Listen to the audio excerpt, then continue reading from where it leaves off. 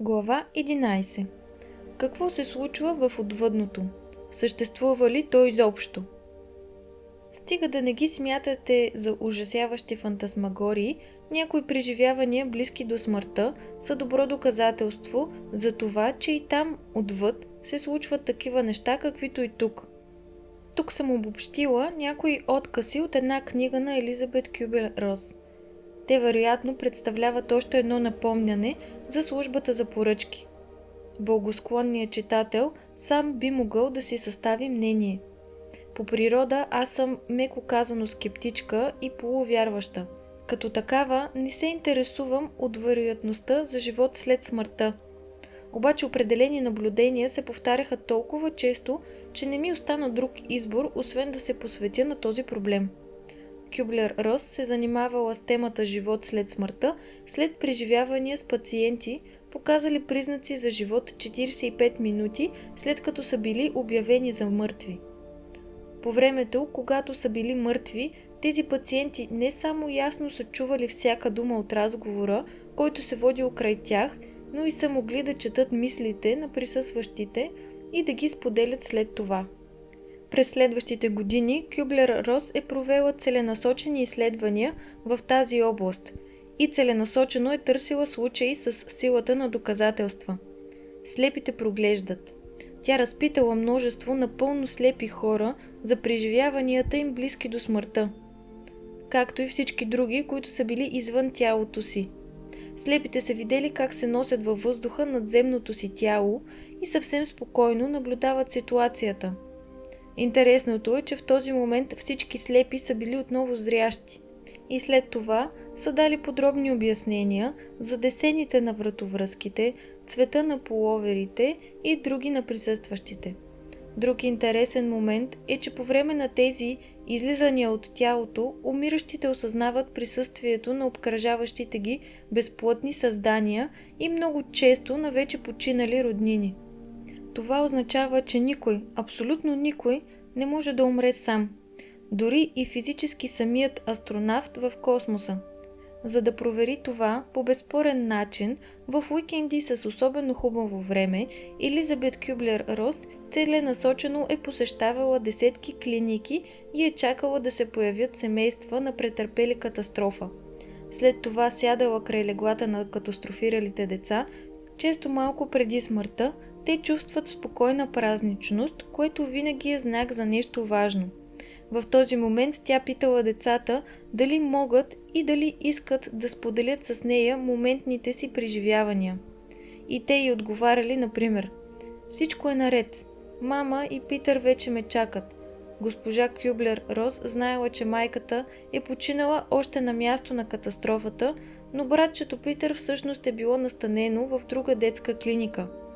В този момент се обадили по телефона от другата клиника, за да съобщят, че преди 15 минути малкият Питър също е починал. Детето го е знаело преди госпожа Кюблер-Рос. В друг случай, прегазана от кола индианка е била взета от баща си, който живеел на 1000 км разстояние. Впоследствие се оказало, че 1 час преди това бащата е починал от инфаркт. Индианката не би могла да знае това. В книгата си за смъртта и за живота след това, госпожа Кюблер-Рос разказва този и много други ясни примери. Глава 12. От другата страна. Това е едно много разпространено езотерично упражнение. Публикувам го тук, тъй като много хора, след като се запознали с мислите на Елизабет Кюблер-Рос или след като са имали успех, например, в огъването на лъжици, търсят контакт с отвъдното. Все повече признаци сочат, че там има нещо. Сега искаме да докоснем непонятното. Това упражнение е довело до много изненадващи резултати при някои хора. Резултатите доста надхвърлят това, което човек би могъл да си представи, четейки тези прости указания. Няма да навреди, ако опиташ, а може би спадаш към хората, които ще успеят да осъществят контакт с отвъдното. Чистите рационалисти трябва да изключат ума си и да се настроят за една фантастична детска игра или изобщо да се откажат от упражнението. Техниката на поръчване функционира и тогава, когато при подобно упражнение може да ти настръхнат косите. така че не се смущавай. Ти имаш право да бъдеш щастлив, както и да изминеш своя напълно индивидуален път до своето щастие. Затвори очи и си представи, че си сред пейзаж, който символизира за теб мир и простор. Това може да е връх, на който стоиш и гледаш околността. Може да е плаж и ти да гледаш морето. Представяй си спокойствие, мир, до тогава докато усетиш чувство на закрила и блаженство. Може би ще ти помогне, ако си припомниш ситуация, в която си се чувствал особено спокоен и на сигурно място. Когато усетиш това и се почувстваш наистина добре, започни да си представяш в далечината един вуал от мъгла, който те разделя от духовния свят. Може и да е тъмна завеса. Зависи как ти е по-лесно да си го представиш. След това виждаш как този вуал, независимо дали е от мъгла или е тъмен, бавно се приближава към теб и това те радва. Представи си, че родината на душата ти се приближава все повече. Ако имаш проблеми да си го представиш, премини към следващата поръчка и поискай помощ или указание, коя картинна представа е най-подходяща за теб. Това, което искаш, трябва да дойде. Когато вуалът почти стигне до теб, ти го спираш и много бързо или сладостно бавно, според твоето темпо, подаваш ръце на духовните ти водачи, за да те поздравят с добре дошъл от другата страна. Можеш да го направиш физически или да си го представиш в мислите си. Дръж ръцете си протегнати и чакай. След няколко мига при различните хора се случват различни неща. Някой ги връхлита толкова силно чувство, че започват да плачат. Сякаш през целия си живот си мислил, че си сам и изведнъж се чувстваш заобиколен от същества, които са ти по-близки и по-мили от всичко, което си познавал досега. Установяваш, че във всяка секунда най-добрите ти приятели са до теб. Стига просто да имаш нужда да общуваш с тях. Първия път на някои им хора и изтръпват пръстите или ръцете им се затоплят. Или пък нещо съвсем различно. Очаква изненада. Колкото по-детски подхождаш към играта, толкова по-голям успех ще постигнеш с това упражнение. Можеш да правиш упражнението всеки ден, но само по няколко минути. Защото колкото повече се опитваш да задържиш прекрасното ново чувство, толкова повече то ти се изплъзва. Глава 13. Съвети за всеки ден. Следват идеи, съвети, мъдрости, къщата духовно знание, духовни житейски закони и така нататък. Те представляват една пъстра мозайка и са предназначени да поддържат жизнеността всеки ден. Можеш, например, да сложиш книжката "Поръчки до Вселената" до леглото си и винаги, когато имаш желание да отвориш на тази глава, да прочетеш един от съветите и да си легнеш. Или пък да станеш от леглото с него, както ти харесва. Добре е да запазим трезво и ясно съзнание. Ако искаме да изградим живота си съзнателно и да не проспим или да пропуснем доставката на поръчките. Именно такава е идеята на тази пъстра мозайка от мъдрости – да поддържат будни знанието, съзнанието за твоята истина и постоянното доверие, че в теб дреме или пък бодърства едно чудесно създание, обичащо живота. То е там, независимо дали в момента го виждаш ясно или не. Да си припомним. Учените са установили, че е невъзможно човек да мисли отрицателно, когато е отпуснат. И също така, никое бебе не се ражда на този свят изнервено или пък с комплекс за малоценност. Радостта, любовта и пълнотата за всичко са естественото ти състояние. Всичко останало е изкуствено и представлява заблуда. Ето и мъдростите за всеки ден. Може би някои от тях ще ти допаднат повече, а други по-малко. Пожелавам ти много радост с тези от тях, които ти пасват. Няма път към щастието. Щастието е пътят. Буда. Нашата истинска задача е да бъдем щастливи. Далай Лама. Смъртта е оптическа измама. Алберт Айнщайн. По-добре да запалиш най-малката светлинка, отколкото да се оплакваш от всеобщият мрак. Конфуций. Истинното трябва непрекъснато да бъде повтаряно. тъй като заблудите на този свят се проповядват непрекъснато. При това не от някои отделни хора, а масово. Йохан Гьоте. Един проблем е за теб. Ако беше против теб, щеше да се казва контраблем. Дитер Хьорнер. Страховете имат смисъл, само ако човек вярва, че нещо извън него самия създава собствената му реалност. Без това убеждение страховете нямат смисъл. Бодо Делец. Човек, който винаги приема най-лошото за живота, е глупаво критичен. Човек, който винаги приема най-доброто за живота, е интелигентно наивен. Бербел Мор.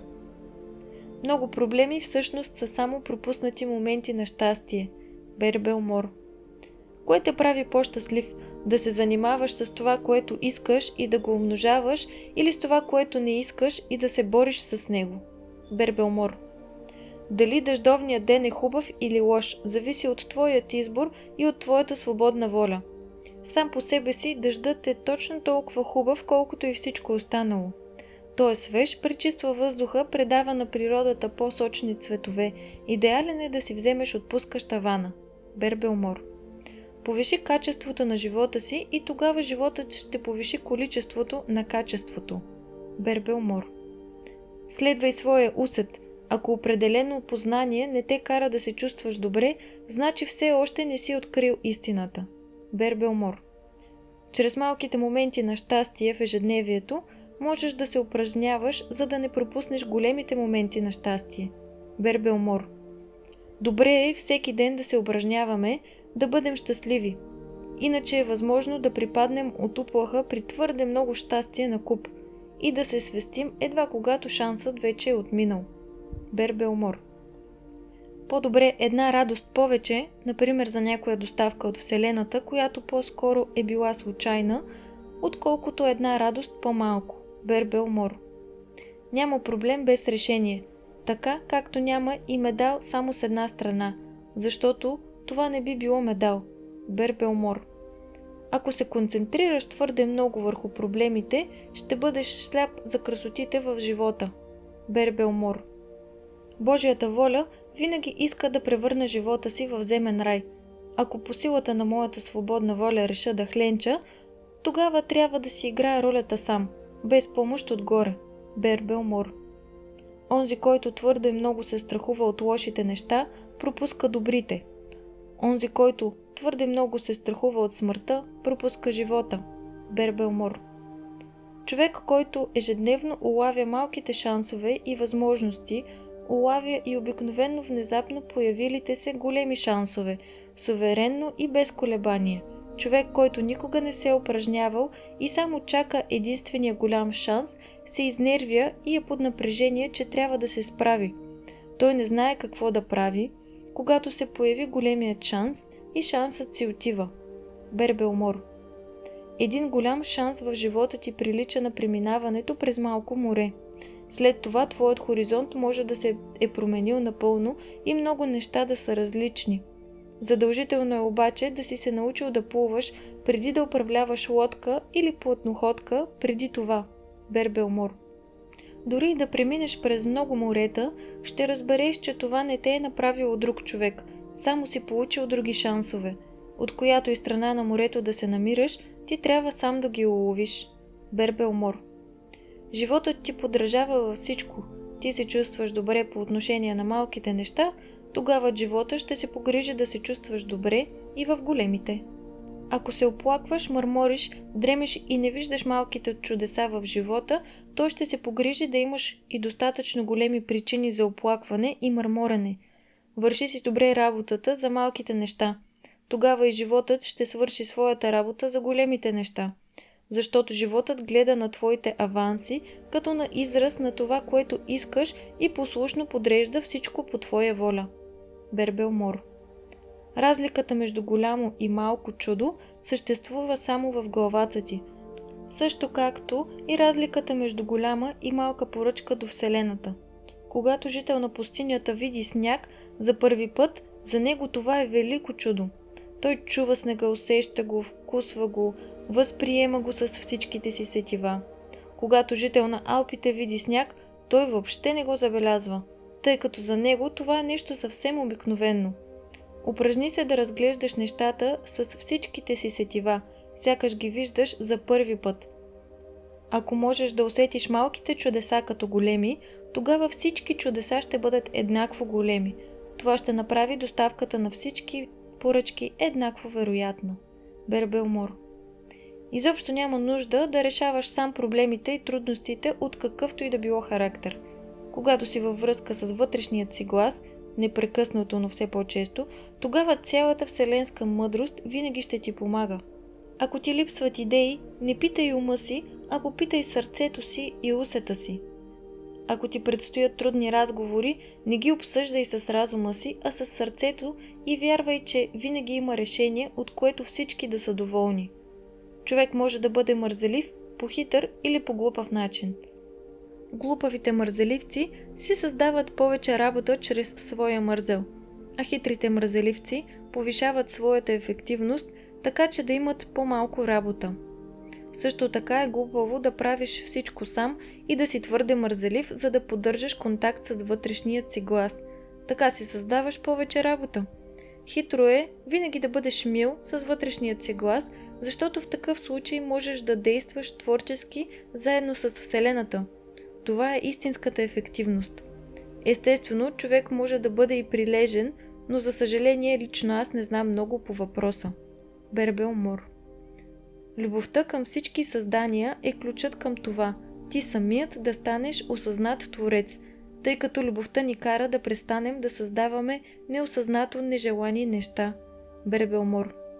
Всеки човек има своите индивидуални възможности да води щастлив и пълноценен живот. Без съмнение, предпоставка за това е да познаваш себе си и то възможно най-пълно. Защото как мислите? Дали ще бъде щастлива една овца, която ходи в вълчето училище и се опитва да стане добър вълк? Или пък обратното? Мислите и чувствата са като малки вируси, те се размножават с бясна скорост. Ти самият решаваш дали вирусът ще носи добро настроение или ще е намръщен или кисел. Всяка мисъл е един вид освобождаващ механизъм. Ти решаваш дали тя ще произведе добро или лошо. Най-хитрото, което можеш да направиш, е да смяташ, че всичко е добре, независимо колко е зле. Не след дълго и животът ще се предаде, ще се нагоди към твоя дух и ще ти достави само хубави неща. Това е така, защото ти създаваш своята реалност със своята свободна воля. Ти създаваш реалността чрез това, което мислиш за нея и притежаваш свободната воля да мислиш това, което искаш. Това не е висша езотерика, а по-скоро модерна квантова физика. Човек изгражда реалността чрез очакванията си. Очаквай нещата да бъдат зле и те ще бъдат зле и ще стават все по-зле. Очаквай нещата да бъдат добре и те ще бъдат добре и ще стават все по-добре. Опитай с твоите близки, ако не ми вярваш. В понеделник очаквай най-лошото, а във вторник най-доброто. В кой ден хората са по-мили? Обичай лошото и тогава доброто трябва да дойде. Обичай всички тъпи хора, по принцип на второ място след теб самия, и те ще стават все по-мили. Обичай всички трудни ситуации и те ще стават все по-леки. Първото, което идва, е това, от което тайно се страхуваш. Така че бъди хитър и очаквай винаги най-доброто. Ако нещо не се получи, винаги си мисли, че следващата възможност ще бъде по-добра. Всичко, което можеш да поръчаш доверчиво и по-детски, представлява нещо като експресна поръчка до Вселената. То пристига незабавно. Реалността е в окото на наблюдателя. Как да обичам всичко такова каквото е? Много просто. Погрижи се за малките камъчета от мозайката. Какво бих искала да облека днес?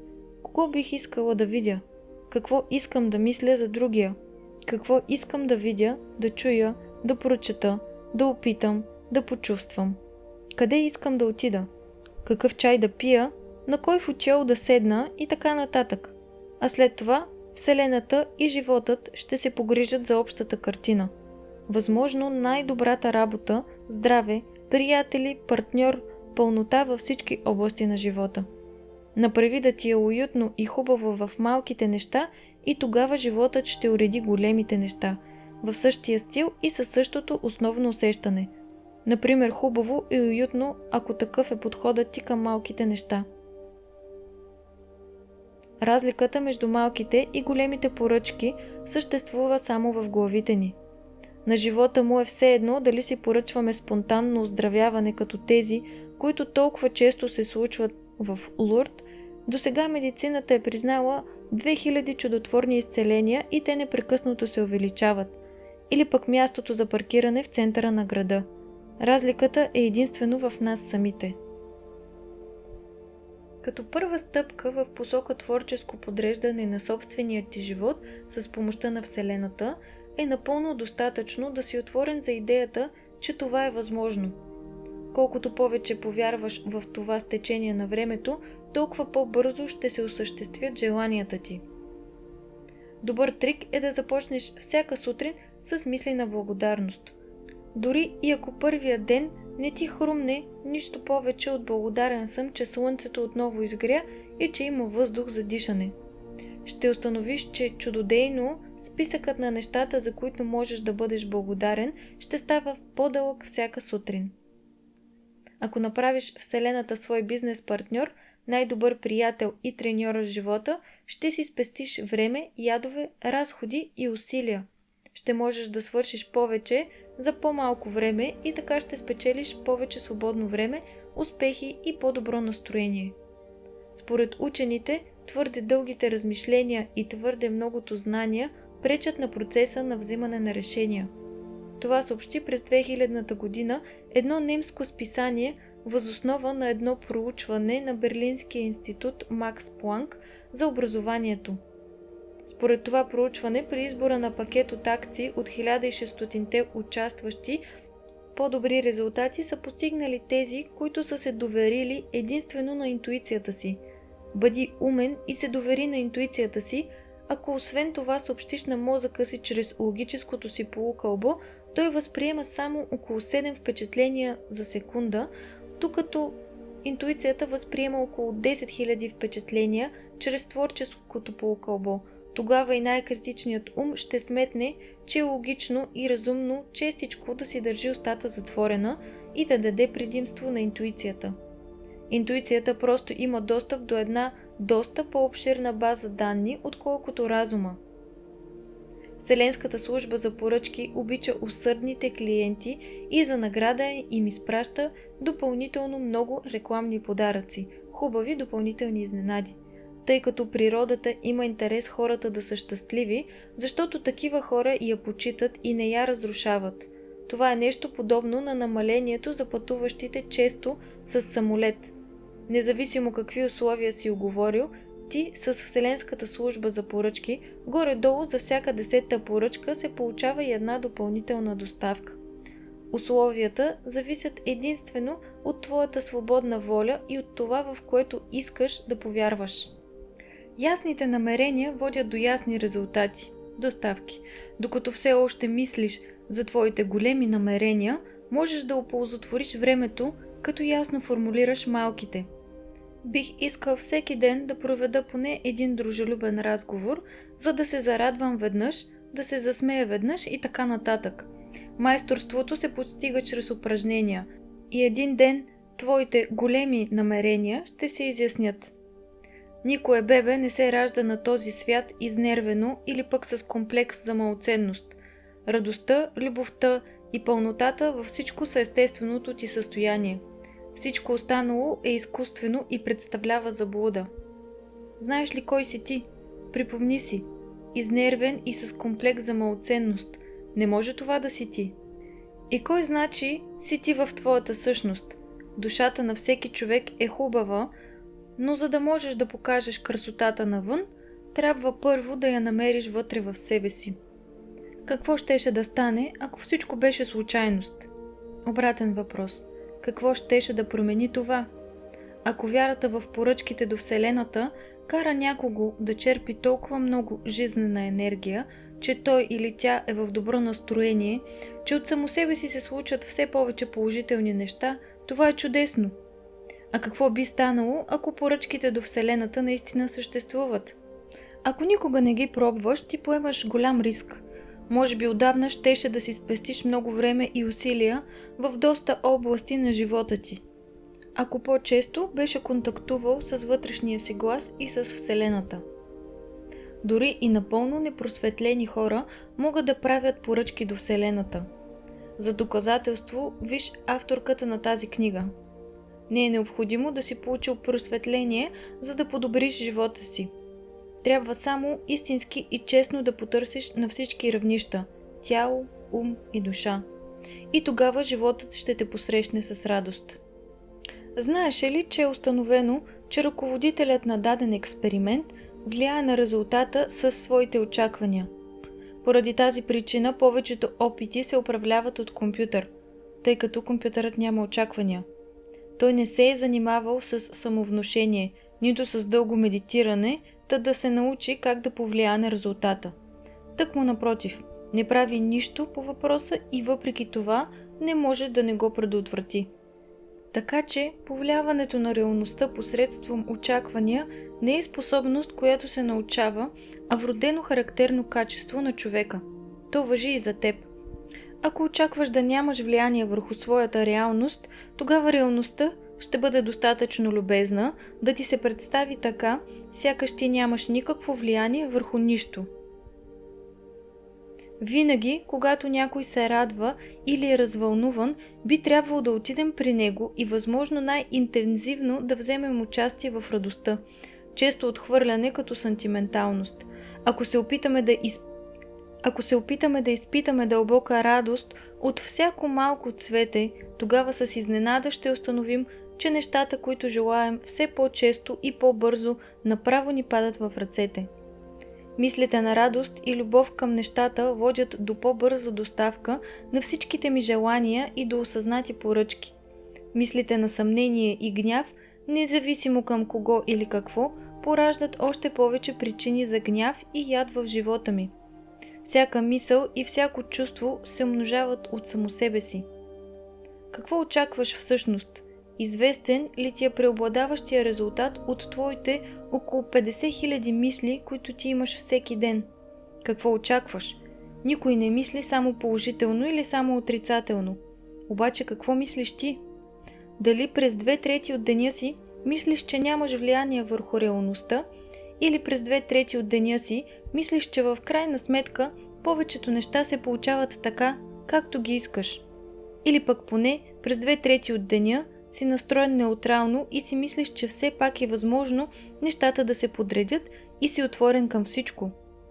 Ако не си сигурен, можеш в продължение на 2 седмици да си водиш дневник на мислите и на всеки час да записваш какво мислиш в момента. Бъди честен към себе си и записвай всичко. След 2 седмици доста точно ще знаеш какви са истинските ти очаквания. Не вярваш ли, че мислите ти имат силата да се сбъднат? Обаче би искал да го повярваш, тъй като виждаш, че това е едно съвсем разумно схващане. Тогава бъди мил към самия себе си и всеки ден храни ума си с информация, например от книги и разговори, която показва, че човек наистина предизвиква нещо със своите очаквания и че би било глупост да очакваме от живота нещо друго, освен най-доброто.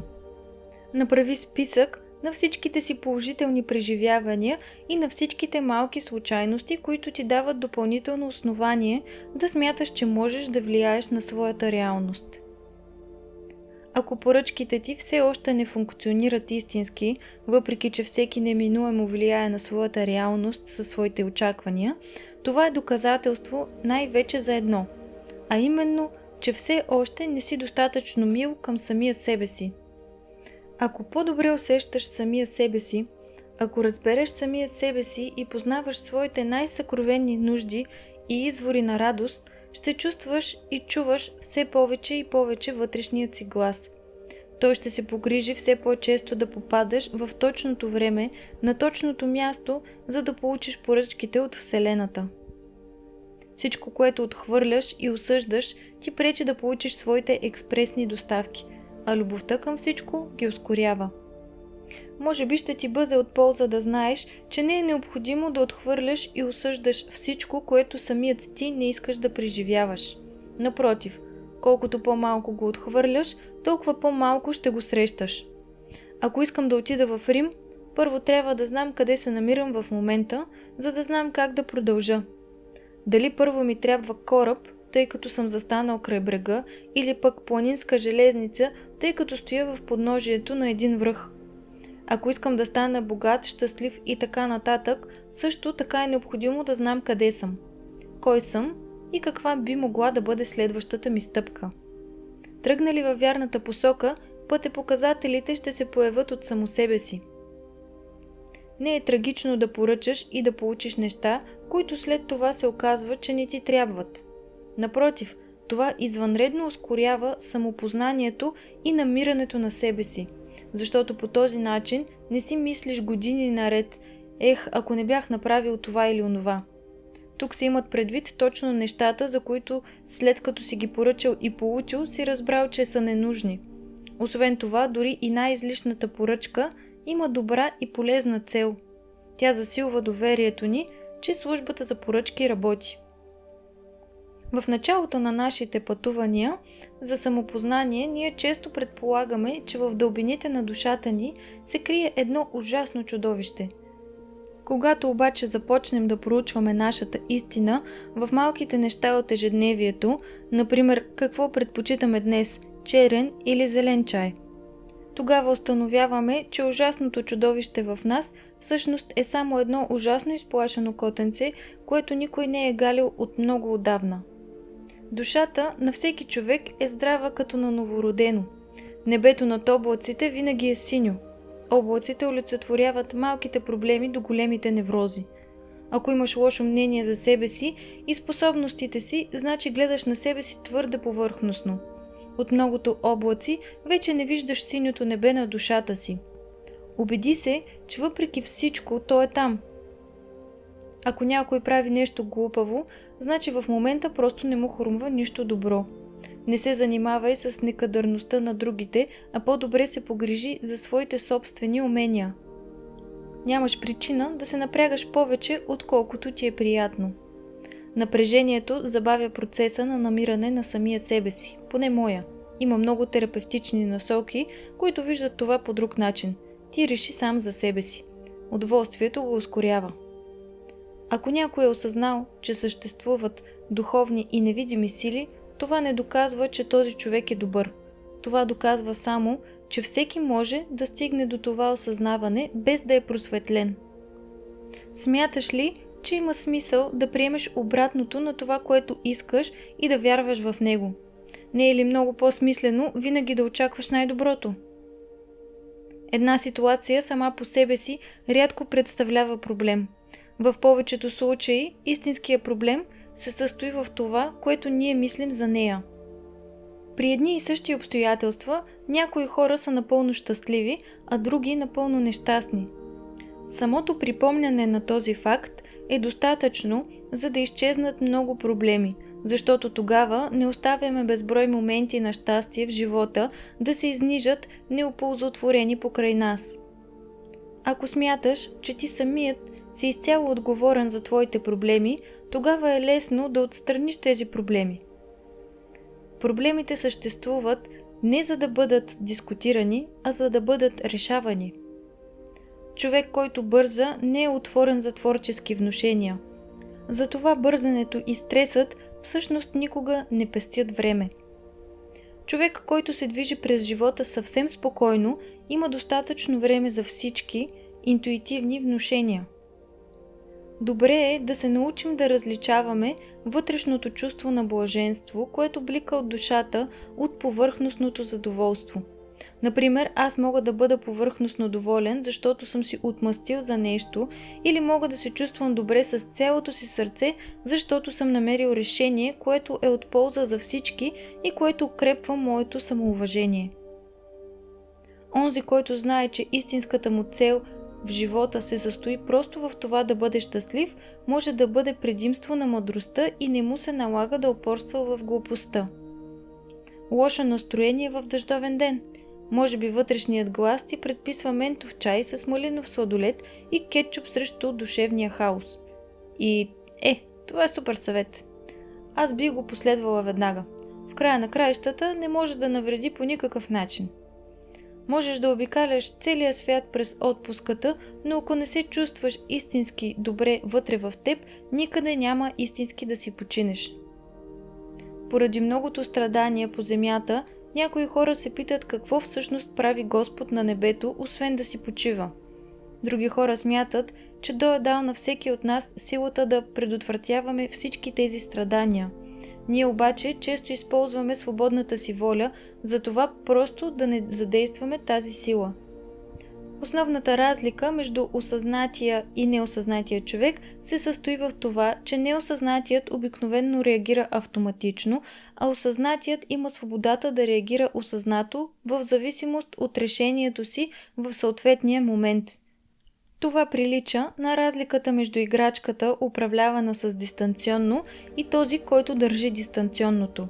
Човекът на волана смята, че разполага с цялата власт в живота си, а другият, че зависи от произвола на съдбата и обстоятелствата.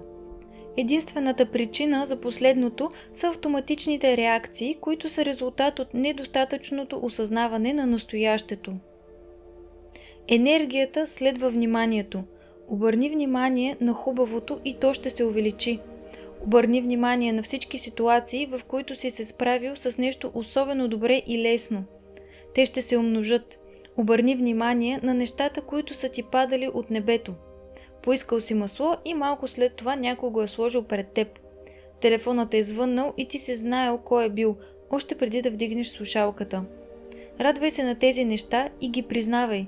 Тогава те ще се случват все по-често на всички нива. Всичко, което човек изпраща навън чрез думите и делата си, ще се върне при него. Получаваш това, което даваш.